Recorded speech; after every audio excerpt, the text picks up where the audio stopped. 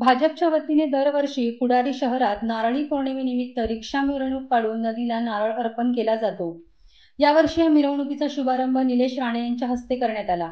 यावेळी जिल्हा चिटणीस विनायक राणे, युवा नेते विशाल परब, कुडाळ मंडल अध्यक्ष संजय वेंगुर्लेकर, औरस मंडल अध्यक्ष दादा साईल, दीपक नारकर, भाजपा गटनेते विलास कुडाळकर, निलेश परब, गणेश भोगटे, रुपेश कानडे, पप्या तवटे, चंदन कांबळी, राकेश कांदे, रिक्षा युनियनचे पावसकर, विलास वराडकर, विजय कांबळी आदी उपस्थित होते। हा शुभारंभ झाल्यानंतर भाजपा कार्यालय ते भंगसा नदीपर्यंत डीजेच्या तालावरती मिरवणूक काढण्यात आली। यामध्ये मोठ्या संख्येने रिक्षा व्यावसायिक सहभागी झाले होते।